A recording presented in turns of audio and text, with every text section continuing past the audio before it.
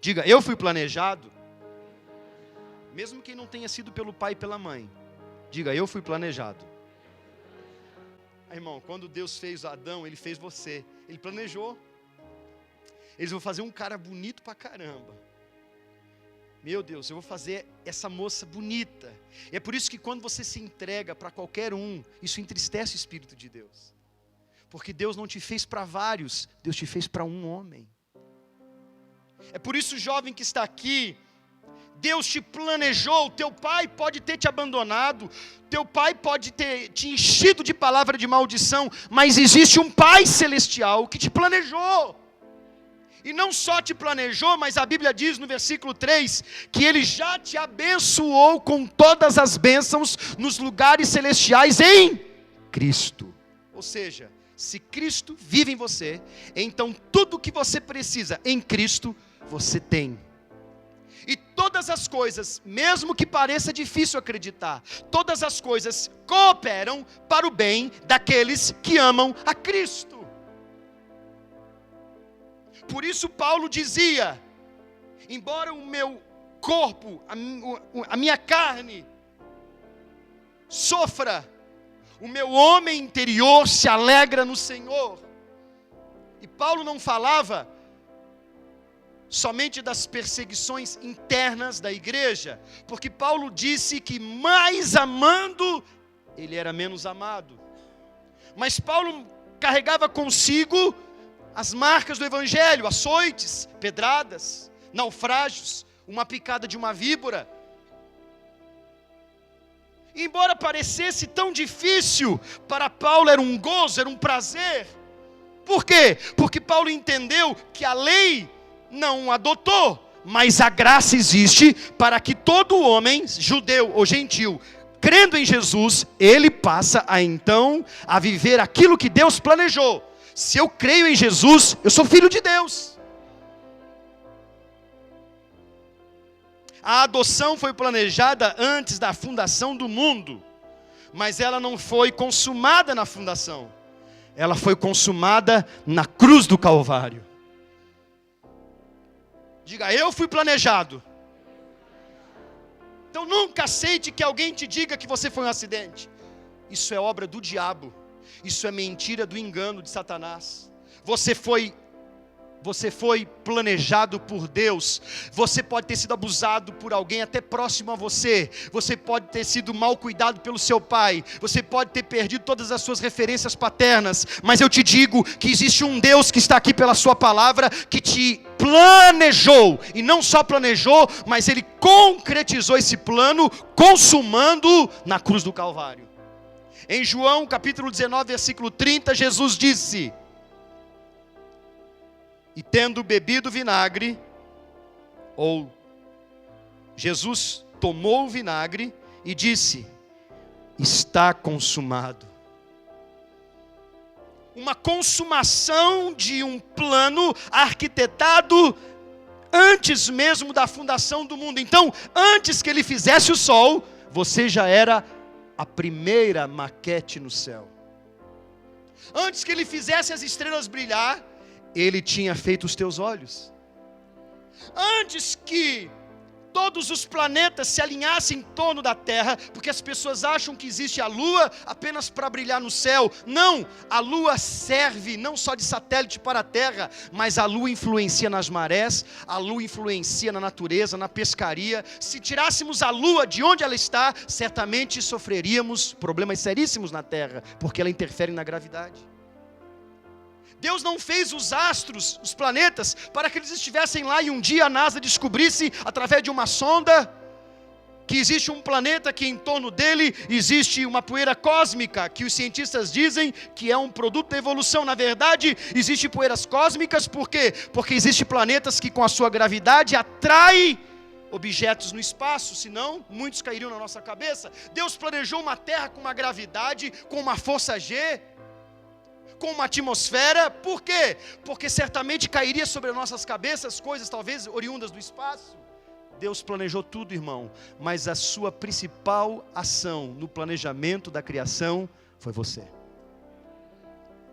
Você pode ser desmerecido na sua família, Mas existe uma família superior à sua, que é de sangue.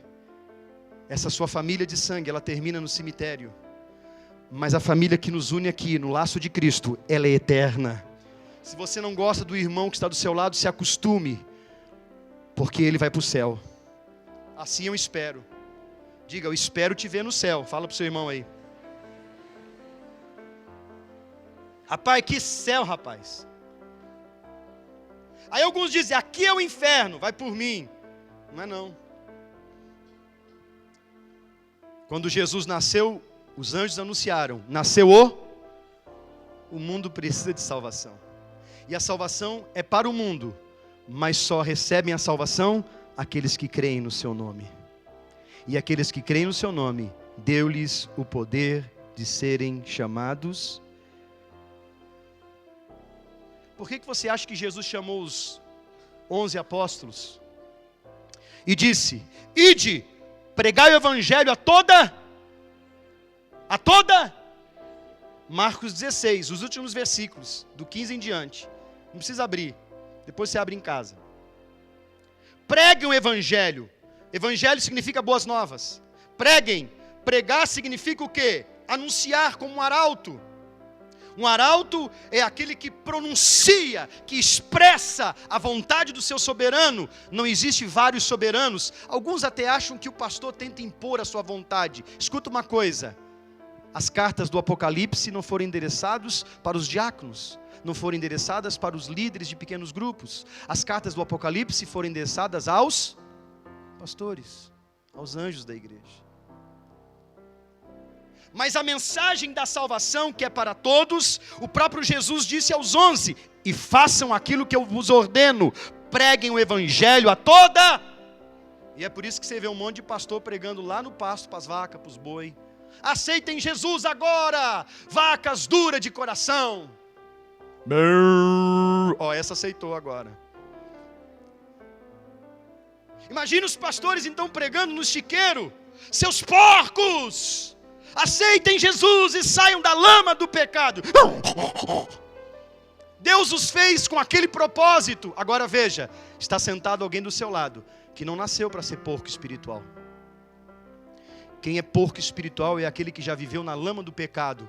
Mas quando Deus te chamou para a vida eterna, Ele não te chama para viver debaixo do pecado. Ele te chama e Ele te chama de filho para que você seja livre do pecado. Para que você não seja escravo do pecado. Por isso, jovem, quando você peca, você se torna um porco. Quando eu peco e quando eu premedito o pecado, eu me torno um porco que vai para a lama e se suja.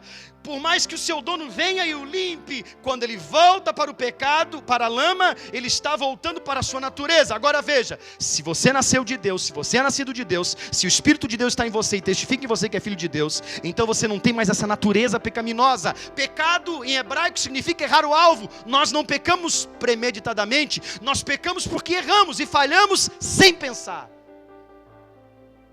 Se você premedita o pecado, não, eu vou lá para o carnaval, peco, fico com um monte de moça, faço um monte de coisa, faço uns filhos até, depois ficar doente, vou lá na igreja fazer uma novena, e aí depois eu vou lá e meu pastor, olha aí, tá legal não, sabe?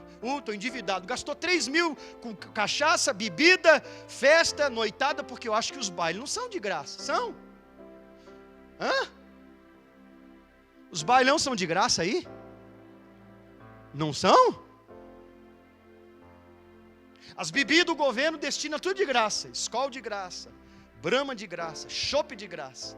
As pessoas se endividam por 4 dias, porque elas amam o pecado. E aí a gente fala do retiro e tem gente que começa a dizer assim, para quê? Deixa eu te dizer uma coisa. Um jovem desse que vai para o retiro, se um deles se converte, que quem sabe não é convertido, pode influenciar uma geração toda. Porque Deus não precisa de milhares. Deus precisa de corajosos. Deus não precisa de mais um crítico. de mais alguém que diga: se fosse eu, Deus não escolheu Pedro, Jesus não escolheu Pedro porque ele era muito bom no que fazia. Não, ele escolheu Pedro não foi pela sua habilidade, mas foi por sua lealdade. E mesmo quando ele voltou para a pescaria em João 20, Jesus foi à beira do mar e disse: ei, lance à direita, proa do barco.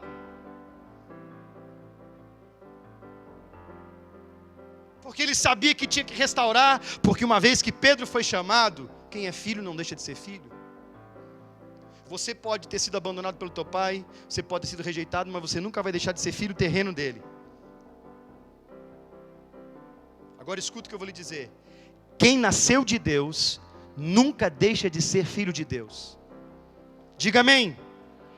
Então, o planejamento foi antes da fundação. A consumação foi na cruz. Mas nós experimentamos pessoalmente esse novo nascimento. João 1,12. Abra aí. Eu já li esse texto, né? Já falei. Mas a todos quantos o receberam, deu-lhes o poder de serem feitos, feitos, não é chamado. Como está na sua Bíblia, pastor?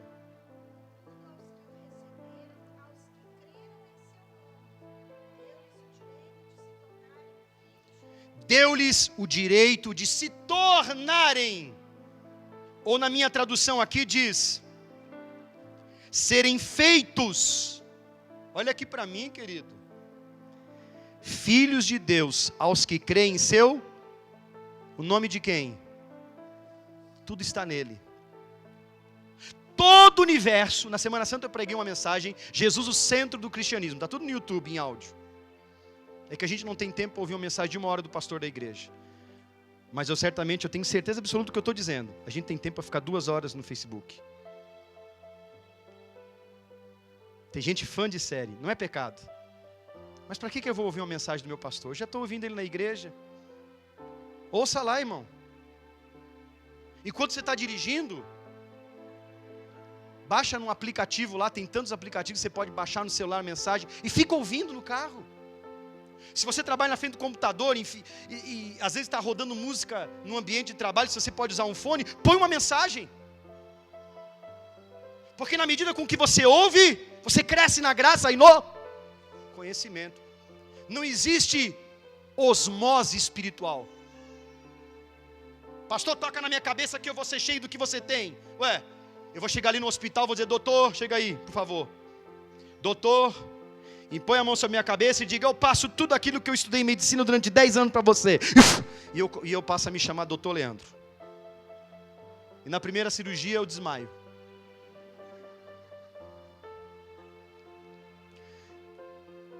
Unção se passa, diga amém. Unção se passa, porém, nós precisamos meditar, praticar e viver nesta unção.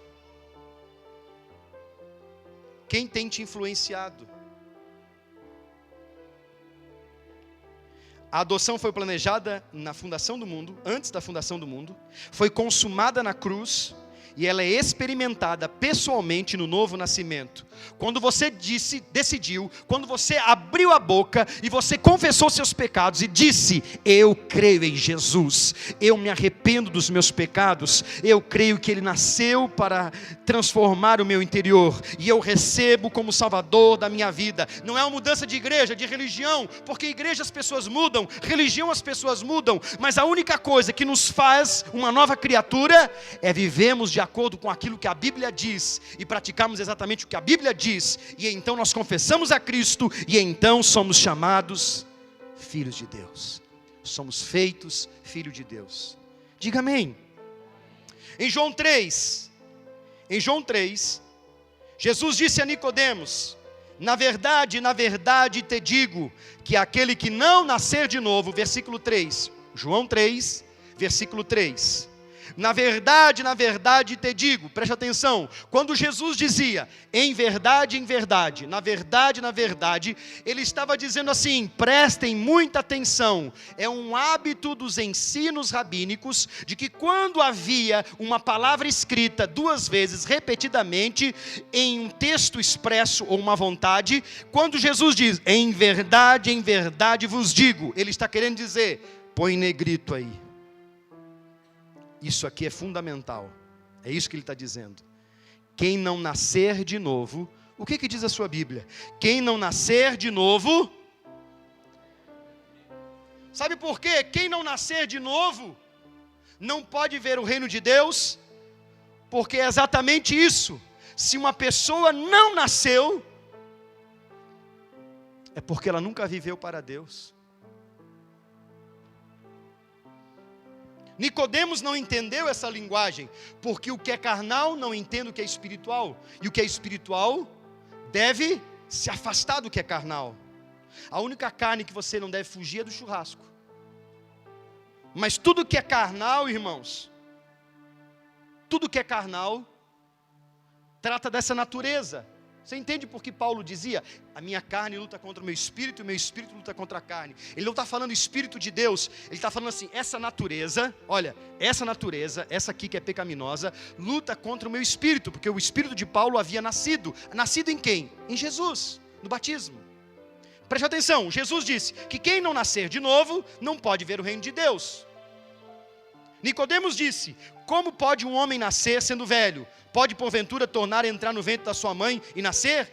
Jesus disse, em verdade te digo, que aquele que não nascer da água e do Espírito, não pode entrar no reino de Deus. Ou seja, é uma mudança espiritual.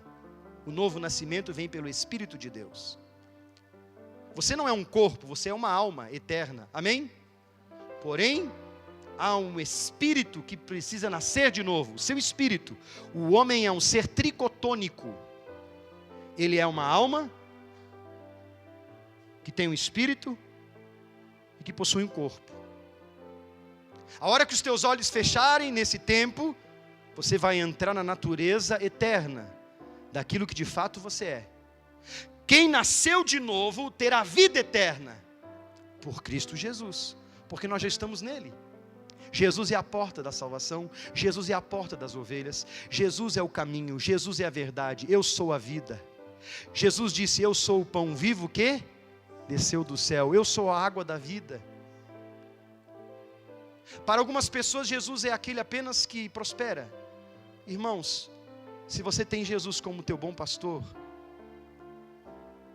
nada te faltará. Aleluia. Jesus diz, o que é nascido da carne é carne, mas o que é nascido do Espírito, com letra maiúscula, é Espírito, com letra minúscula. Está assim? Amém? Quem é nascido do Espírito, com letra maiúscula, quem é nascido de Deus, porque Deus é Espírito. Quem nasce em Deus, ou você acha que você se batizou porque você se convenceu? Não, quem te convenceu foi o Espírito de Deus.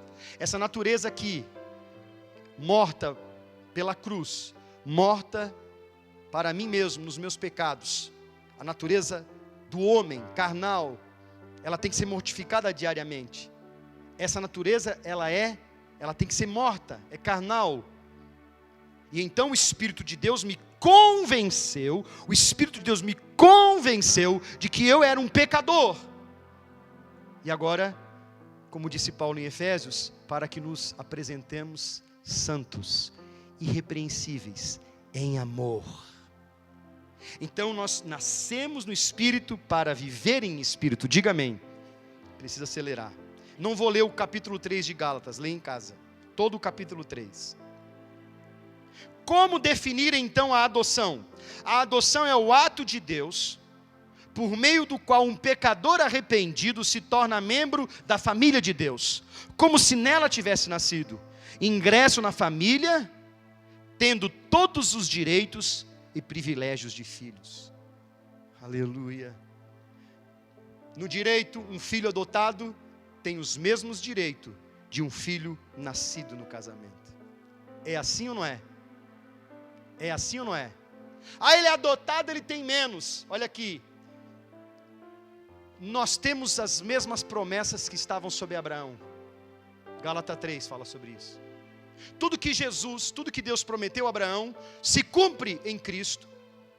E em Cristo nós estamos inseridos, somos enxertados nele. Sabe aquele galho que é enxertado numa árvore? É exatamente o que você é, um ramo enxertado em Jesus. É por isso que de vez em quando ele dá uma olhadinha para o seu galho. Ele está dando uma olhadinha, de vez em quando ele te poda.